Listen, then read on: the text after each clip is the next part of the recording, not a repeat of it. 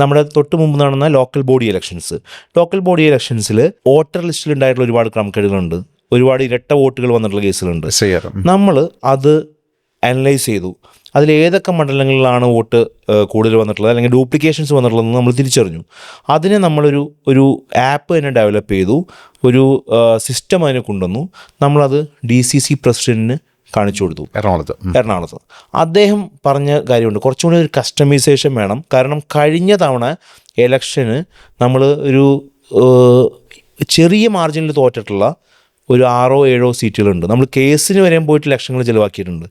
അപ്പോൾ അവിടെ പലയിടത്തും സംഭവിച്ചിട്ടുള്ളത് അപ്പുറത്ത് വൈപ്പിൻ ഭാഗത്തു നിന്നും മറ്റുമെല്ലാം വന്ന് അവിടെ വോട്ട് ചെയ്തിട്ട് നേരെ കോർപ്പറേഷൻ വന്ന് ചെയ്യുന്ന ഒരുപാട് കേസുകളുണ്ടായിട്ടുണ്ട്. അതാണ് നമ്മളൊന്ന് ട്രാക്ക് ചെയ്യാൻ പറ്റുമെന്ന് ചോദിച്ചു. ഞങ്ങൾ ചെയ്യാമെന്ന് പറഞ്ഞു. ആ കാര്യം നമ്മൾ ചെയ്തു. കോർപ്പറേഷൻ ലിമിറ്റിൽ മാത്രം 6500-ലധികം വോട്ടുകൾ ഇങ്ങനെ വന്നു. അത് അദ്ദേഹം ടേക്കപ്പ് ചെയ്തു. വെരി നെക്സ്റ്റ് മൊമെൻ്റ് ഒരു പത്രസമ്മേളനം വിളിച്ചു, കളക്ടർക്ക് പരാതി പോയി, അതിനെ ക്ലോസ് ചെയ്യാനുള്ള കാര്യങ്ങൾ ചെയ്തു. അത് നമ്മൾ എടുത്തിട്ടുള്ള ഒരു ഇനീഷ്യേറ്റീവിൻ്റെ റിസൾട്ടായിട്ടുള്ളതാണ്. UDF ഇപ്പോൾ കൊച്ചി കോർപ്പറേഷൻ ഭരിക്കുകയാണ്.